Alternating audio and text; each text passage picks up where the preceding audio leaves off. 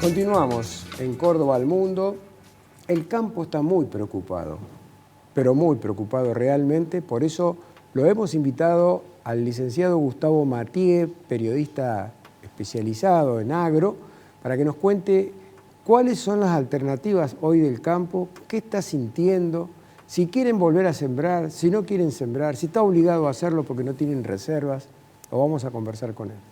Gracias, Gustavo, un gusto tenerte acá como siempre. Gracias, Rubén. Bueno, realmente arrancando te diría que el productor no tiene opción. Como lo he dicho en más de una oportunidad, es un negocio donde la barrera de entrada es muy alta, porque significa una inversión alta, en maquinaria, equipamiento, alquiler, tierra o propiedad, lo que tenga, y es de muy difícil salida. Yo no puedo llevarme el campo a la ciudad y transformarlo, no puedo apagar la luz, porque acá lo que se prende y se apaga es lo que pasa con el clima. Hasta hace cosa de 2 días estábamos cortando alambre porque había pronóstico de la Organización Mundial de Meteorología que decía que el fenómeno del Niño que ya llegaba a la Argentina. Tuvo que salir el Servicio Meteorológico Nacional a decir están dadas en un 90% las condiciones para que el Niño llegue, y los meteorólogos y los servicios meteorológicos que lo van diciendo al productor en zonas netamente productivas, quédense tranquilo que va a llover, pero el productor lo que ve es que se le va cerrando lo que se llama la ventana óptima de siembra, por ejemplo, en el caso del trigo, y por decir, en Argentina, la campaña pasada, la primera pérdida que tuvo el campo argentino fue la pérdida de trigo. De casi 19, 20 millones de toneladas de trigo se cosecharon un poco más de 11 millones de toneladas de trigo. Por otro lado, después dijeron, che muchachos, vienen complicados los cultivos de verano. Y se sembró soja, se sembró maíz, a pesar de los pronósticos, y lo que tenemos es que se perdieron 50 millones de toneladas de grano. ¿Eso qué significa?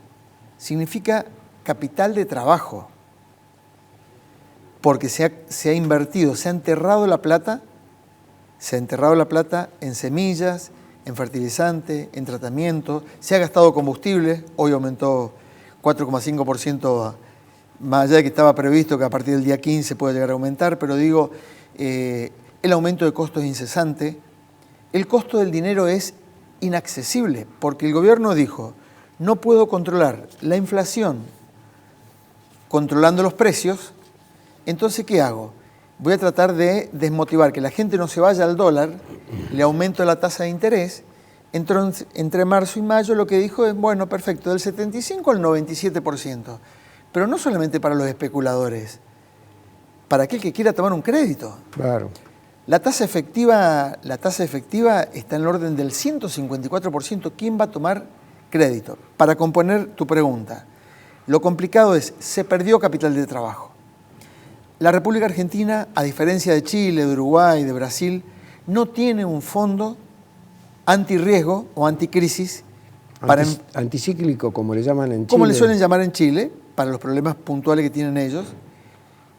Como para decir, bueno, muchachos, perdimos 20.000 millones de dólares, se han perdido en términos de dinero.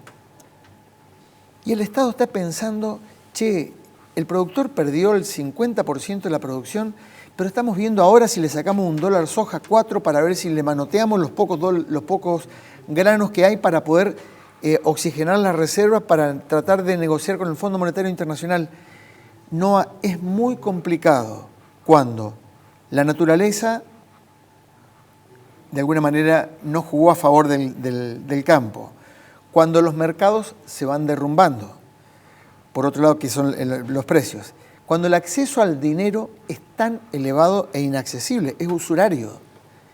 Y por otro lado, cuando la presión fiscal sobre la renta final del producto, la soja tiene una presión tributaria del 94%. A ver, explícalo eso, porque la vez pasada lo dijiste en mi programa, este es el de Toby, aclaremos, sí. Pero lo dijiste y hubo después gente que llamó por teléfono y dice, ¿cómo puede ser que se quede el Estado con el 94% de la renta de una empresa, en este caso el campo? ¿Cómo se compone eso? La composición, no tengo el detalle impuesto por impuesto, pero vos tenés, cuando digo el Estado, Hablo del Estado nacional, provincial y municipal. Sí, pero el 94%. El 94% de la renta incluyen ahí el porcentaje de retenciones, el porcentaje de impuesto sello, ganancia, transferencia, el cheque, o sea... Pero la retención es del 35%. Sí, bueno. Tanto hay de lo otro. Y tenés un 60%, tenés más de un 50% de presión fiscal. La presión tributaria en la República Argentina supera el 50%. Y puntualmente lo que hay que tomar en cuenta también, que entra a jugar el diferencial cambiario. Porque al productor le juega también el diferencial cambiario. Cuando yo te digo tenés un 80% de diferencia entre el dólar, el valor del dólar que le pagan al productor. Claro, dólar oficial. Dólar oficial versus lo que él tiene que salir de alguna manera a pagar. El contado con liqui, el dólar blue, que es el dólar... Cuando compra insumos. Cuando compra insumo, claro. independientemente que hay, digamos, para quien importa insumo hay un cierto porcentaje de dólar oficial que se les entrega, pero hoy tenés un altísimo déficit comercial en la balanza financiera, donde no se le ha terminado de entregar la plata comprometida a los importadores. Hay deudas pendientes con los importadores. Pero para no mezclar, digo, el productor que en este momento se encuentra hoy, por ejemplo, cosechó la mitad del maíz que tenía sembrado. Ya cosechó la totalidad de la soja, pero de la totalidad de la soja cosechó un 50% menos de lo que pensaba cosechar, pero invirtió para cosechar el 100%. Entonces, ya de movida, ahí tenés insumos que quedan pendientes de pagar. Alguien financió. Entonces, o tarjeta de banco, tarjeta bancaria, que están las tarjetas agro que son muy utilizadas, o el financiamiento de las propias empresas del Estado. Suponte vos, hablo más allá de la publicidad, YPF Agro, insumos, fertilizantes, químicos, semilleros que están en el medio, contratistas, porque hay que tomar en cuenta que de cada 10 hectáreas que se hacen en Argentina, 7 están trabajadas con prestadores de servicios, es decir, terceros, contratistas que vienen y hacen el trabajo de siembra, lo que es la parte de control de producción vegetal, y luego hacen la cosecha, la recolección y el transporte. Se han transportado 50 millones de toneladas menos. Entonces, el problema no lo tiene solamente el productor, lo tiene el acopiador, lo tiene el que le hizo la provisión de los insumos, tanto en combustibles, en granos, en fertilizantes, en pesticidas, y también quien le alquiló la tierra. Quien le alquiló la tierra y esperaba una renta. Entonces, hay gente que directamente ha recibido un campo y hoy en la Argentina, de cada 10 hectáreas, 6 hectáreas son alquiladas. ¿Eso qué significa? Que hay 10 personas que hoy tienen propiedades en el campo, de las cuales solamente 4 están trabajando en el campo y 6 viven en la ciudad de la renta que le da el campo, claro, porque lo alquilan. Entonces esos 6 están renegociando los alquileres para ver si los productores le van a poder pagar o de qué manera se lo van a poder pagar. Pero esta gente que está viviendo en la ciudad ya está con otro ritmo de vida. Te pregunto, sí, ese 94% de la renta, ¿no? De la renta que se queda el Estado, ¿al gasto del productor hay que agregarle el alquiler que tiene que pagar? No, es decir, cuando yo hablo de renta, es decir, ingresos menos egresos, es decir que lo que le queda como resultado. Un 6% limpio. Claro, le queda nada.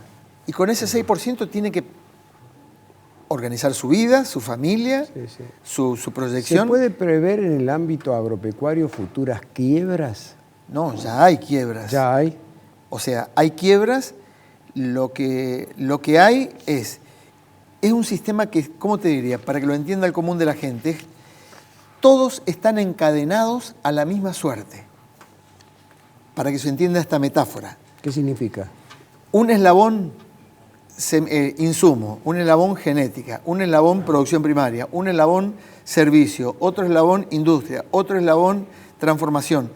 Esa cadena donde trata de cuidar que no se corte, porque si se corta la cadena de producción primaria, si se corta el eslabón del productor, no hay cosecha, no hay transporte y no hay industria. En este momento, lo que es la zona portuaria de Rosario está, te diría, embanderada con banderas brasileras por la gran cantidad de soja que está ingresando acá al país. Sí, imagínate, se cosechó un poquito más de 31 millones de toneladas y la capacidad de molienda que tiene la zona de fábrica en Rosario supera los 70 millones de toneladas de soja o 70 millones de toneladas de granos. Para entender este tema que es muy complejo, hay como 4 o 5 variables para ordenarle a la gente. El clima, no jugó a favor el clima, se está esperando una señal del cielo, fenómeno del Niño. El productor enterró la inversión, perdió el 50%. ¿Qué hacemos con lo que perdimos? Bueno, tenemos que entrar a renegociar con cada uno de esos eslabones para ver cómo los cubrimos. Pero por otro lado, el Estado tiene presión fiscal elevadísima, brecha cambiaria muy alta y alta tasa de interés. Entonces, el negocio para quien tiene que tomar dinero hoy, si no se lo presta un par, entiéndase quien está involucrado dentro del mismo eslabón, por eso lo que hay dentro del sector agropecuario, uno dice que es de difícil acceso y de difícil salida, salvo los que son inversores que invierten en un fondo de inversión y lo que ven solamente son papeles. Claro. Ahí me avisan que nos queda un minuto escaso. Sí.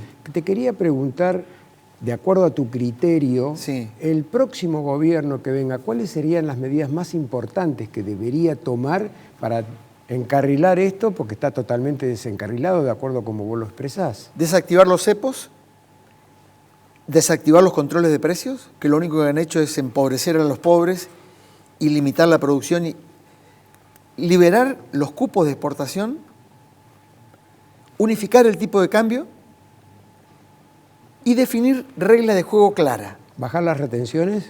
Suponte vos que bajar las retenciones sea lo último que hagan, pero es un tema clave. Pero digo, unificame el tipo de cambio, sacame el cepo de encima. O sea, imaginémonos un productor que está con cepo, con un pie encima del 94% que le está pisando la cabeza. ¿Cómo se puede mover? Imposible.